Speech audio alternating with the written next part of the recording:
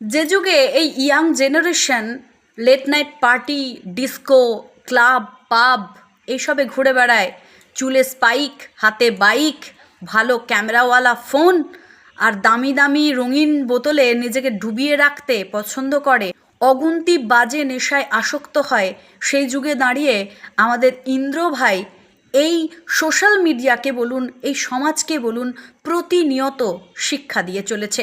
হ্যাঁ, আজকে আমি কথা বলবো ইন্দ্র মিত্রকে নিয়ে। আপনারা অনেকেই আছেন যারা ইন্দ্র মিত্রের ভিডিও ভীষণভাবে দেখতে পছন্দ করেন, তো তার ব্যক্তিগত জীবনটা নিয়ে জানবার কৌতূহল নিশ্চয়ই সবার আছে।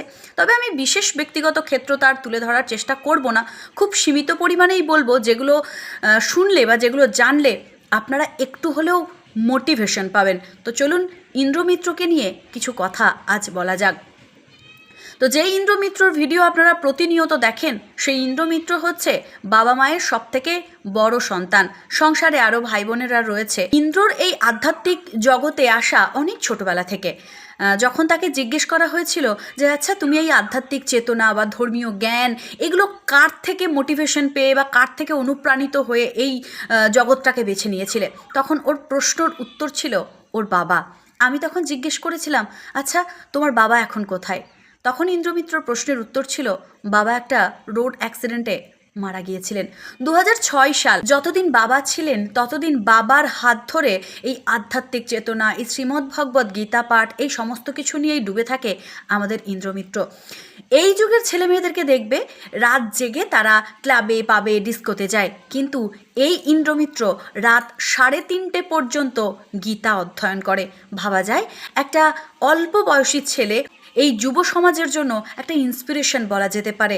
যেখানে আমরা এই যুব সমাজকে সঠিক দিশা দেখাতে পারি না, আমরা বুঝতে পারি না যে সন্তান সন্ততিরা ঠিক কী ধরনের আচরণ করলে সে একদিন মানুষের মতন মানুষ হবে। তো আমার মনে হয় প্রতিটি বাবা মায়ের উচিত এই ইন্দ্রমিত্রর রাস্তাটাকে অনুসরণ করানো, কারণ এই ছেলে এমন কিছু কাজ এই সমাজের জন্য দিয়ে যাচ্ছে যে কাজগুলো সমাজের প্রতিটি স্তরের মানুষের জন্য অত্যন্ত গুরুত্বপূর্ণ ভূমিকা পালন করবে।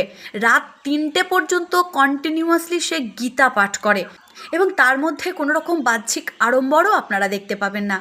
তাকে কোনো দিন কোনো বাজে জায়গায় বা বাজে কিছুর মধ্যে আসক্ত থাকতেও আপনারা দেখতে পাবেন না, কেননা শ্রী গোবিন্দ তাকে এমনভাবেই কৃপা দিয়ে পৃথিবীতে পাঠিয়েছেন এই সমাজ সংস্কারের জন্য যে তার প্রতিটি বচন এই পৃথিবীর জন্য অত্যন্ত মূল্যবান। তার প্রতিদিনের ভিডিও থেকে আপনারা একটা শিক্ষা নিতে পারবেন।